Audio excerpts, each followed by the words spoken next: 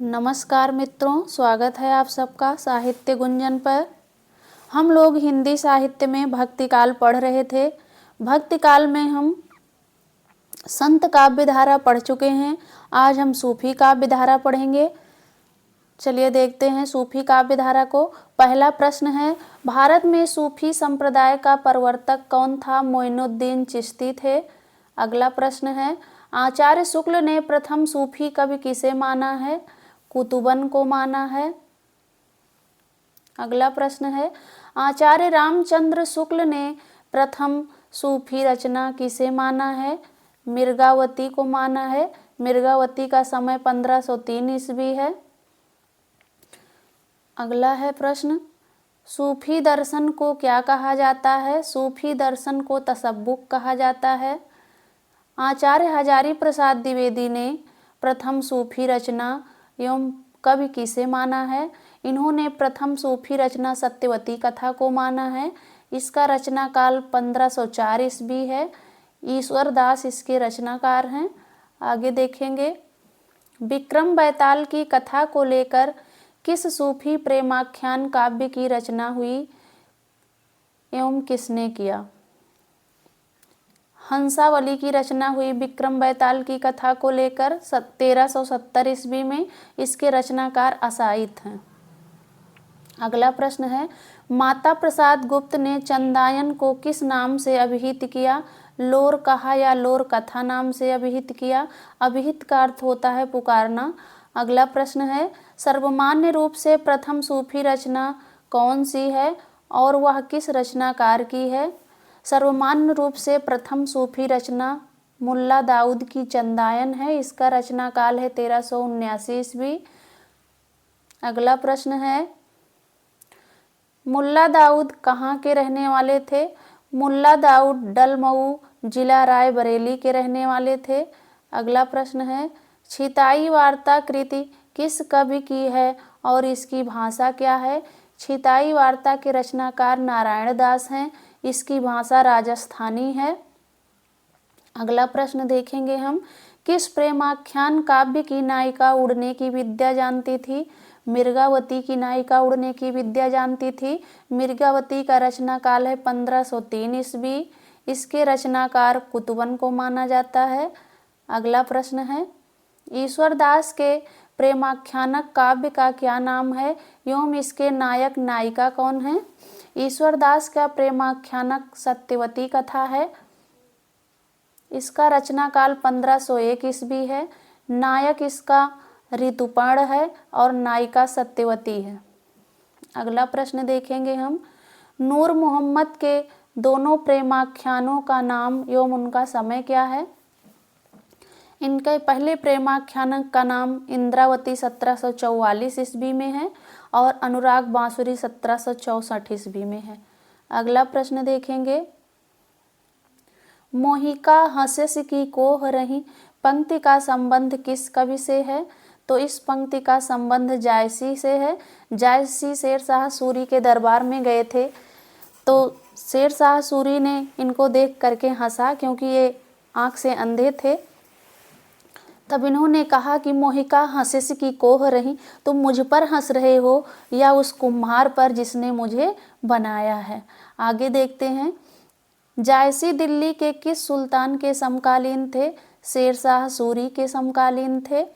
अगला प्रश्न है, बनारसी दास जैन ने अपनी आत्मकथा अर्धकथानक में किन दो सूफी प्रेमाख्यानों की चर्चा की है? तो मधुमालती और मिर्गावती की चर्चा की है। आगे देखते हैं, जायसी ने अपनी किस रचना में वर्णमाला के एक एक अक्षर को लिखकर सिद्धांत संबंधी तत्वों से भरी चौपाई लिखी है, अखरावट में लिखी है। आगे देखते हैं, जायसी ने अपनी किस रचना में कयामत का वर्णन तथा मुगल शासक बाबर की प्रशंसा की है? आखिरी कलाम में की है। अगला प्रश्न है, जायसी ने अपनी किस रचना को कहरवा शैली में लिखा है? कहरा नामा को लिखा है कहरवा शैली में। अगला प्रश्न है, मलिक मोहम्मद जायसी की किस कृति का पूर्वार्ध कल्पित और उत्तरार्ध ऐतिहासिक है? तो पद्मावत का पूर्वार्ध कल्पित है और इसका उत्तरार्ध ऐतिहासिक है। अगला प्रश्न देखेंगे हम, मलिक मोहम्मद जायसी की किस कृति में भगवान श्री कृष्ण का वर्णन मिलता है? कान्हावत में मिलता है श्री कृष्ण का वर्णन। पद्मावत में कितने खंड हैं? पद्मावत में 57 खंड हैं। अगला प्रश्न देखेंगे हम, नूर मोहम्मद की किस रचना की भाषा बहुत अधिक सूफी रचनाओं से संस्कृत गर्भित है? अनुराग बांसुरी की। अनुराग बांसुरी का समय 1764 ईस्वी है। आगे देखेंगे हम, नूर मोहम्मद को किस रचना को करने पर बार बार यह उपालंभ सुनने को मिलता है कि तुम मुसलमान होकर हिंदी भाषा में रचना करने क्यों गए? इंद्रावती का। इसका रचना काल है 1744 ईस्वी। आगे देखेंगे, हिंदू मग पर पाँव न राखों का जो बहुत हिंदी भाख हों, पंक्ति का संबंध किस कवि से है? तो नूर मोहम्मद का संबंध इस पंक्ति से है और इन्होंने अपनी रचना अनुराग बांसुरी में यह पंक्ति लिखा है। अगला प्रश्न देखेंगे, अनुराग बांसुरी नामक रचना में नूर मोहम्मद ने चौपाइयों के बाद दोहा न रखकर उसकी जगह कौन सा छंद रखा है? 12वें छंद रखा है। अगला प्रश्न है, पद्मावत को ट्रेजिक कृति किसने कहा है? विजय देव नारायण शाही ने पद्मावत को ट्रेजिक कृति कहा है। अगला प्रश्न है, पद्मावत की हस्तलिखित प्रतियां प्रायः किन अक्षरों में मिलती हैं? फारसी अक्षरों में मिलती हैं पद्मावत की हस्तलिखित प्रतियां। अगला प्रश्न देखेंगे हम, पद्मावती का नागमती वियोग खंड हिंदी साहित्य की अनुपम निधि है किसने कहा? रामचंद्र शुक्ल ने कहा। अगला प्रश्न देखेंगे, किस प्रेमाख्यान का नायक विदेश यानी नेपाल का रहने वाला है? तो चित्रावली का नायक विदेश का रहने वाला है। चित्रावली का रचना काल 1613 ईस्वी है। अगला प्रश्न देखेंगे, चित्रावली में किस शासक की प्रशंसा है? जहांगीर की प्रशंसा है। निजामुद्दीन हाजी बाबा के नाम से भी ये जाने जाते हैं। अगला प्रश्न देखेंगे, किस सूफी काव्य में अंग्रेजों के देवों का वर्णन है? चित्रावली 1613 ईस्वी में द्वीपों का वर्णन है। द्वीपों का वर्णन है चित्रावली में 1613 ईस्वी में। पद्मावत की भाषा क्या थी? पद्मावत की भाषा ठेठ अवधी है। अगला प्रश्न देखेंगे, नूर मोहम्मद ने फारसी भाषा में कौन सी रचना की है? नूर मोहम्मद ने फारसी भाषा में रौजतुल हकायक की रचना की है। अगला प्रश्न देखेंगे, जायसी ने अपने गुरु का क्या नाम बतलाया है और किस ग्रंथ में बताया है? जायसी के गुरु का नाम शेख मोहिंदी था। उन्होंने चित्ररेखा नामक ग्रंथ में बताया है ये। पद्मावत का समय क्या है? पद्मावत का समय 1540 ईस्वी है। अगला प्रश्न देखेंगे हम, पद्मावत को लिखने के लिए किस ग्रंथ का आधार लिया गया? स्वयंभू के पौमचर्यु का आधार लिया गया था पद्मावत को लिखने के लिए। पद्मावत में पद्मावती एवं नागमती किसके प्रतीक हैं? पद्मावती बुद्धि का प्रतीक है और नागमती गोरख धंधा या सांसारिकता का प्रतीक है। अगला प्रश्न देखेंगे, रूपमंजरी नामक प्रेमाख्यान काव्य किसने लिखा? रूपमंजरी के रचयिता नंददास हैं। इसका समय 1568 ईस्वी है। अगला प्रश्न देखेंगे, रूपमंजरी का नायक एवं नायिका का क्या नाम है? इसके नायक कृष्ण हैं एवं नायिका राधा हैं। अगला प्रश्न देखेंगे, रसरतन नामक प्रेमाख्यान काव्य किसने लिखा? रसरतन के रचनाकार पोहकर हैं। इसका रचना समय 1618 ईस्वी है। अगला प्रश्न देखेंगे, आचार्य शुक्ल ने सूफी प्रेमाख्यानों की अखंडित परंपरा की समाप्ति किस प्रेमाख्यानक कथा से माना है? तो नूर मोहम्मद की इंद्रावती से माना है। इंद्रावती का समय है 1744 ईस्वी। अगला प्रश्न देखेंगे, आचार्य शुक्ल ने प्रेम मार्गी शाखा का एकमात्र हिंदू कवि किसे माना है? तो सूरदास पंजाबी को माना है।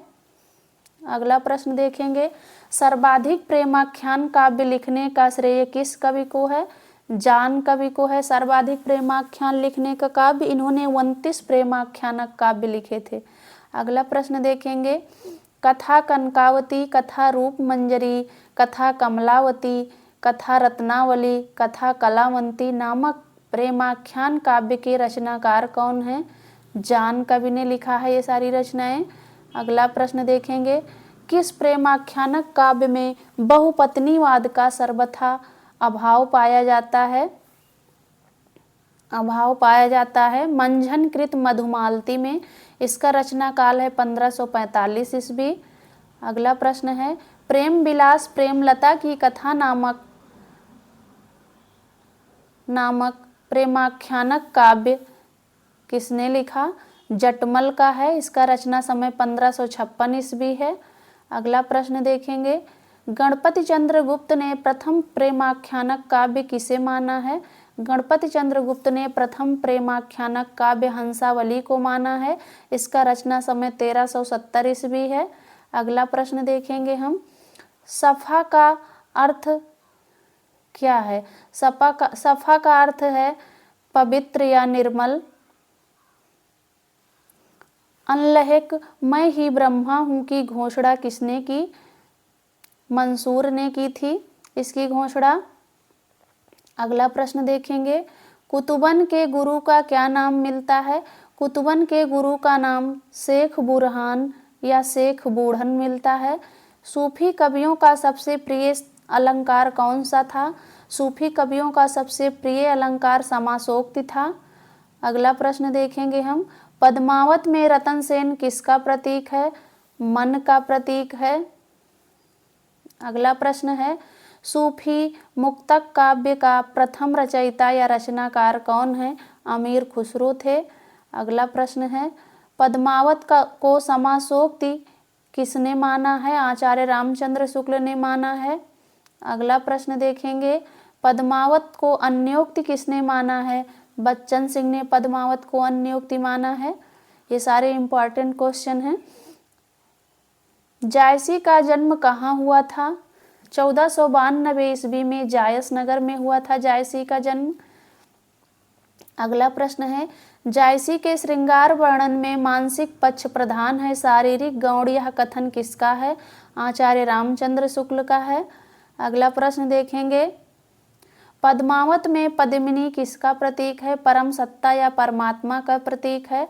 पद्मावत को रूपक या प्रतीकात्मक काव्य किसने माना है? डॉक्टर नगेंद्र ने पद्मावत को रूपक या प्रतीकात्मक काव्य माना है।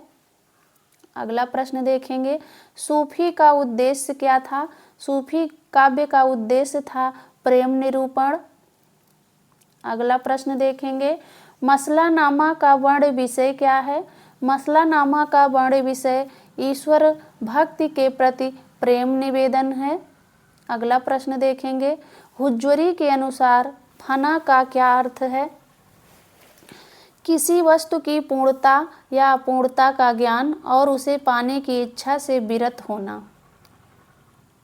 अगला प्रश्न देखेंगे, सूफी काव्य परंपरा में आराध्य को प्रायः किस रूप में देखा गया है? प्रेमिका के रूप में देखा गया है। अगला प्रश्न देखेंगे, जायसी में किस प्रकार का रहस्यवाद पाया जाता है? भावात्मक रहस्यवाद पाया जाता है जायसी में। अगला प्रश्न देखेंगे, पद्मावत को सूफी काव्य मानने से इनकार करने वाला कौन सा आलोचक है? विजय देव नारायण शाही हैं।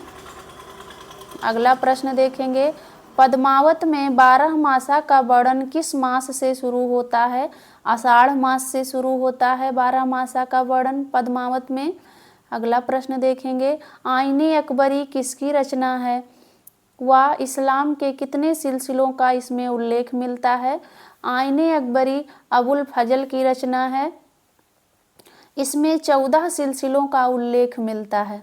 अगला प्रश्न देखेंगे, कितनी शताब्दी तक दीन इस्लाम 2 भागों में बटा व वे 2 भाग कौन कौन से हैं? 8वीं शताब्दी तक। अगला प्रश्न देखेंगे, सूफियों की उत्पत्ति किस शाखा से मानी जाती है? तो बेसरा शाखा से सूफियों की उत्पत्ति मानी जाती है। अगला प्रश्न देखेंगे, सूफी संतों में महिला साधिका कौन थी व उनका समय क्या था? सूफी संतों में महिला साधिका का नाम राबिया था। इनका समय 8वीं शताब्दी है। अगला प्रश्न देखेंगे, हाल की 4 अवस्थाएं कौन सी हैं? हाल की 4 अवस्थाएं, पहली अवस्था है नासूत, दूसरी है मलकूत, तीसरी है जबरूत और चौथी अवस्था है लाहूत। अगला प्रश्न देखेंगे, यूसुफ जुलेखा को किसने, कब व किस भाषा में लिखा? शेख निसार ने 1790 ईस्वी में अवधी भाषा में लिखा था। ऐतिहासिक प्रेमाख्यानक कौन कौन से हैं? जायसी कृत पद्मावत 1540 ईस्वी, नारायण दास कृत छिताई वार्ता 1590 ईस्वी। अगला प्रश्न देखेंगे, आचार्य रामचंद्र शुक्ल ने किस सूफी कवि को हिंदी में भक्ति काल के किसी भी कालखंड में स्थान नहीं दिया? आचार्य रामचंद्र शुक्ल ने ईश्वर दास व उनकी रचना सत्यवती कथा को भक्ति काल के किसी भी कालखंड में स्थान नहीं दिया था। अगला प्रश्न देखेंगे, किस प्रेमाख्यानक में शक्ति, शंभु और सरस्वती की वंदना की गई है? हंसावली में की गई है। इसका रचना काल 1370 ईस्वी है। इसकी भाषा राजस्थानी है। अगला प्रश्न देखेंगे, हंसावली के नायक नायिका कौन है? हंसावली का नायक राजकुमार है और इसकी नायिका हंसावली है। अगला प्रश्न देखेंगे हम, चंदायन में किस शासक का वर्णन मिलता है? तो जौनपुर के शासक जौन शाह या जूना शाह का वर्णन मिलता है। चंदायन में कितने अर्धालियों के बाद एक दोहे का प्रावधान है? 5-5 अर्धालियों के बाद एक दोहे का प्रावधान है। अगला प्रश्न देखेंगे, चंदायन कितने संस्करणों में प्राप्त होती है व किसने प्रकाशित किया? चंदायन 2 संस्करणों में प्राप्त होती है और इसको प्रकाशित करने वाले परमेश्वरी लाल गुप्त ने किया। परमेश्वरी लाल गुप्त ने इसका प्रकाशन किया था। अगला प्रश्न है, चनैनी अहीरवादी के आधार पर लिखी गई प्रेमाख्यानक कौन सी है? चंदायन है, चनैनी के आधार पर लिखी गई। चंदायन में कौन सा रस है व इसकी भाषा क्या है? चंदायन में श्रृंगार रस है। इसकी भाषा परिष्कृत अवधी में है। अगला प्रश्न देखेंगे हम, लखन सेन पद्मावती कथा किसका प्रेमाख्यान है और यह कब लिखा गया? लखन सेन पद्मावती कथा के रचनाकार दामोदर कवि हैं। इसका रचनाकाल 1459 ईस्वी है। अगला प्रश्न देखेंगे, किसने अपने प्रेमाख्यान को पीर कथा कहा व किस शैली में लिखा? दामोदर कवि ने कहा था अपने प्रेमाख्यान को पीर कथा और रोमानी शैली में लिखा। अगला प्रश्न देखेंगे, दामोदर कवि ने किस छंद में अपनी रचना को लिखा था? इन्होंने अपनी रचना को चौपाई के बाद सोरठा छंद में प्रयोग किया था। पहले चौपाई में इन्होंने प्रयोग किया, उसके बाद सोरठा में प्रयोग किया था। ईश्वर दास किस शासक के समकालीन थे व किस प्रकार के उपासक थे? ईश्वर दास सिकंदर शाह के समकालीन थे व ये सगुण के उपासक थे। अगला प्रश्न देखेंगे, सत्यवती कथा में कुल कितने छंद हैं? सत्यवती कथा में 28 छंद हैं। अगला प्रश्न देखेंगे, जन्मेजय के संवाद पौराणिक कथा के ढंग पर रचित प्रेमाख्यानक कौन सा है? सत्यवती कथा है, जन्मेजय के संवाद पर आधारित। अगला प्रश्न देखेंगे, किस प्रेमाख्यान में नायिका के कारण राजकुमार को श्राप मिलना व नायिका से विवाह के बाद श्राप मुक्त होने की कथा वर्णित है? ईश्वर दास कृत सत्यवती कथा में। अगला प्रश्न देखेंगे, कुतुबन कहाँ के रहने वाले थे और वो किसके आश्रय में रहते थे? कुतुबन जौनपुर के रहने वाले थे, वे हुसैन शाह के आश्रय में रहते थे। अगला प्रश्न है, मिर्गावत में कहाँ के नायक और कहाँ की नायिका का वर्णन मिलता है? चंदनपुर के राजा गणपति देव के पुत्र राजकुमार इसके नायक हैं। और कंचनपुर के राजा रूपमंजरी की कन्या मिर्गावती इसकी नायिका है। अगला प्रश्न देखेंगे, मिर्गावत में कितनी अर्धालियों के बाद दोहा आता है तथा इसकी भाषा क्या है? मिर्गावत में 5-5 अर्धालियों के बाद एक दोहा आता है। इसकी भाषा अवधी है, रस श्रृंगार है। अगला प्रश्न देखेंगे, माधवानल काम कंदला की रचना कवि गणपति ने किस छंद व किस भाषा में की? दोहा छंद में, राजस्थानी भाषा में की। अगला प्रश्न देखेंगे, माधवानल काम कंदला 3 कवियों ने लिखी थी। एक रचना है आलम की माधवानल काम कंदला, इसकी भाषा अवधी है। दूसरी है कुशल लाभ की माधवानल काम कंदला, इसकी भाषा राजस्थानी है। कवि गणपति कृत माधवानल काम कंदला के नायक नायिका का क्या नाम है? नायक इसका माधव है, नायिका काम कंदला है। अगला प्रश्न देखेंगे, नायिका काम कंदला किस वर्ग से है और वो क्या है? ये एक गणिका है और नृत्य विशारद है। कामदेव की उपासना किस प्रेमाख्यान में है? कवि गणपति कृत माधवानल काम कंदला में है। जायसी कृत कहरानामा का प्राचीन नाम क्या था? कहरानामा का प्राचीन नाम महरी बाईसी था। अगला प्रश्न देखेंगे, हिंदी का पहला प्रमाणिक महाकाव्य कौन सा है? पद्मावत है, इसका रचनाकाल 1540 ईस्वी है। अगला प्रश्न देखेंगे, पद्मावत को हिंदी का प्रथम बड़ा महाकाव्य किसने माना? डॉक्टर रामस्वरूप चतुर्वेदी ने माना। पद्मावती कहाँ की रहने वाली थी? पद्मावती सिंघल द्वीप के राजा गंधर्व सेन की पुत्री थी और वो सिंघल द्वीप की रहने वाली थी। अगला प्रश्न देखेंगे, पद्मावत का फारसी भाषा में अनुवाद किसने किया? राजिया तथा नाजमी ने किया था इसका फारसी भाषा में अनुवाद। बंगला भाषा में पद्मावत को किसने अनुवादित किया? कलकत्ता के अलावल कवि ने अनुवादित किया था बंगला भाषा में। पद्मावत का संस्कृत में अनुवाद किसने किया? राधा वल्लभ पाठक ने पद्मावत का संस्कृत में अनुवाद किया। अगला प्रश्न देखेंगे, एक कथन है, जायसी की अवधि अवधि का अर्घान है, किसने कहा था? डॉक्टर बच्चन सिंह ने कहा था। अगला प्रश्न देखेंगे हम, जायसी ग्रंथावली त्रिवेणी की भूमिका में किसके आलोचनात्मक ग्रंथ हैं? आचार्य रामचंद्र शुक्ल का आलोचनात्मक ग्रंथ है। अगला प्रश्न देखेंगे, पद्मावत की संजीवनी व्याख्या को किस आलोचक ने लिखा हुआ है और इसका समय क्या है? वासुदेव शरण अग्रवाल ने 1956 ईस्वी में लिखा। अगला प्रश्न देखेंगे, जायसी नामक शीर्षक से किसने आलोचनात्मक ग्रंथ को लिखा? तो शिव सहाय पाठक ने जायसी नामक शीर्षक से आलोचनात्मक ग्रंथ को लिखा। अगला प्रश्न देखेंगे, अखरावट को जायसी ने दोहा, सोरठा और अर्धालियों में लिखा। 54 दोहे थे, 54 सोरठे एवं 319 अर्धालियों में लिखा था। अगला प्रश्न देखेंगे, जायसी ने किस रचना में बाबर की प्रशंसा की है? आखिरी कलाम में जायसी ने बाबर की प्रशंसा की है। अगला प्रश्न, भूकंप व सूर्य ग्रहण का उल्लेख जायसी ने कहाँ पर किया है? भूकंप व सूर्य ग्रहण का उल्लेख जायसी ने आखिरी कलाम में किया है।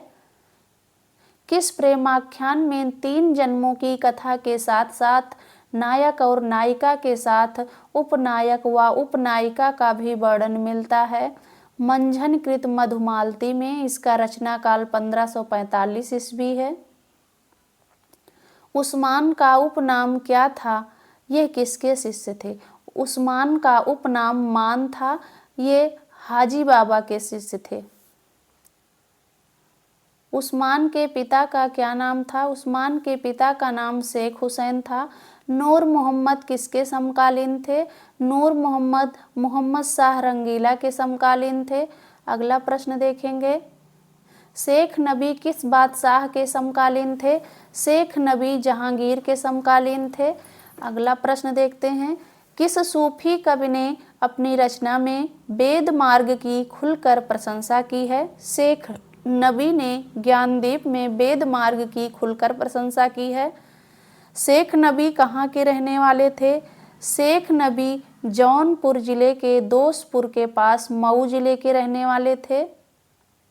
अगला प्रश्न देखेंगे, हंस जवाहिर में कितनी अर्धालियों के बाद दोहे का प्रचलन था?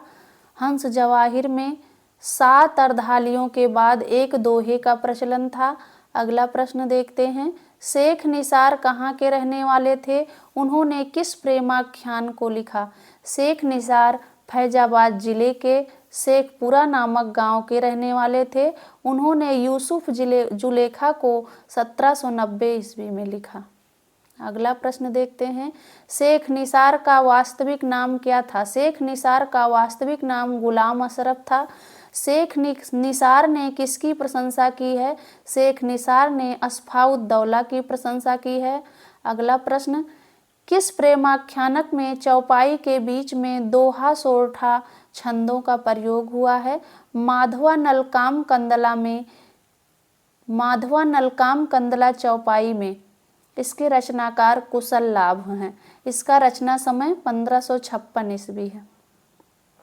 अगला प्रश्न देखते हैं, किस प्रेमाख्यानक कवि ने जप नाम नमः कहकर अपना व तात्कालिक शासक का परिचय दिया था? श्रावक जटमल ने। इनकी रचना प्रेम विलास प्रेमलता की कथा। इसका रचना काल 1556 ईस्वी में। डॉक्टर नगेंद्र ने किस प्रेमाख्यानक को लैला मजनू कथा पर आधारित माना? जान कवि की संपूर्ण रचनाओं को उन्होंने लैला मजनू कथा पर आधारित माना। अगला प्रश्न देखेंगे, किस सूफी प्रेमाख्यानक को फारसी के लैला मजनू पर आख्यान पर लिखा गया? जान कृत रचनाएं, कवि जान की। इनका रचना काल है 1721 से 1764 ईस्वी। वीडियो यहीं पर समाप्त होती है। आप लोग को अच्छी लगे तो लाइक, सब्सक्राइब, शेयर करें और कमेंट करें। वीडियो पर बने रहने के लिए बहुत बहुत धन्यवाद।